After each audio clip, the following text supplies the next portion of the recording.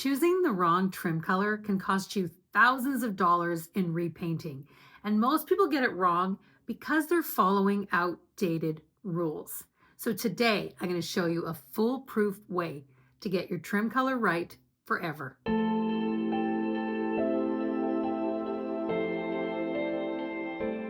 Hi, I'm Killam, and after helping thousands of homeowners fix expensive color mistakes in their home, I've created simple tools and education to help you make confident color decisions for your home. So you're going to want to like and subscribe below. So let's get started.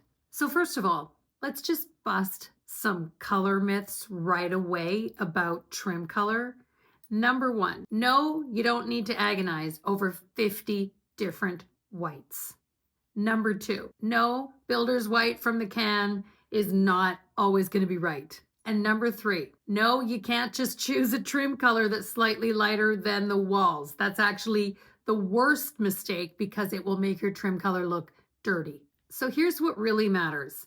Your trim color needs to relate to the fixed whites that are already in your house. So that means if you have white entry tile or if you have white countertops, that's the place to look to find your trim color. And here's the key that nobody talks about. You actually need contrast between your trim color and your wall color to keep everything looking clean and crisp. So let me show you what I mean. See this trim here with this wall color? See how it looks dirty? That's because it's too close to the wall color. But look at this one.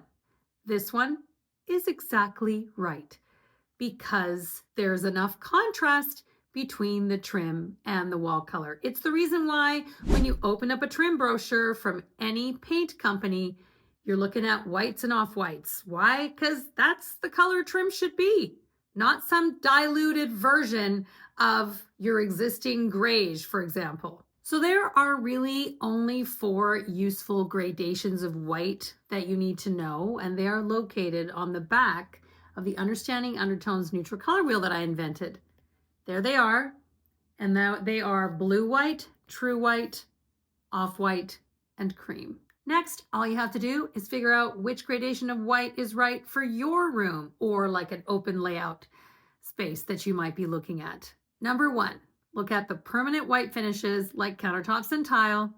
Number 2, match your trim to the gradation of white that is correct. 3, if you don't have any existing white finishes, off-white is generally the way to go. Now, if you have a bathroom, that is like an island because usually a bathroom has more true white finishes, and that means that room should just be a true white. Now, the easiest way to do this is to take the back of my neutral color wheel. It's available on my website. I'll post the links below. Every homeowner and designer should have one, and match it up to your existing white finishes to determine which white is right for your house. Right now, there are so many people that are still painting all of their houses white. So if you are painting your house either a true white or an off-white, the actual list of the most popular, best and most useful whites can be found in my White is Complicated ebook. I have curated them all for you. You don't need hundreds of whites. You just need the ones that I've curated in my ebook. I'll post that link below. But here's the thing, unless you have a lot of white furniture, white walls are not going to be the best for your house. And beige, it's coming back. It's coming back, kids. So if you are about to paint your house white, I would think again. I would rethink that. And I would look for the right grayish or beige instead. So all of those instructions are in my ebook.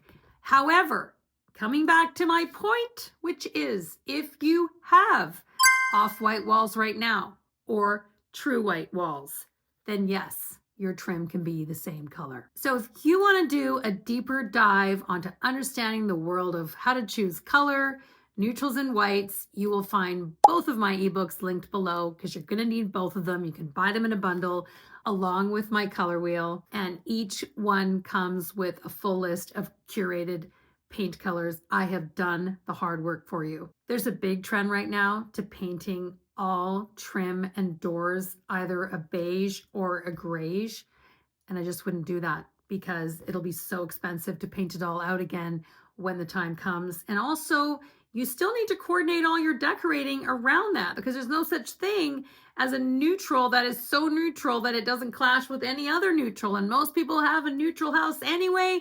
So that's just a whole other can of worms. I just wouldn't go there. I was really happy when my entire house was already off-white when I moved in because it would have cost a fortune to paint it all back to an off-white. So that's what I would do.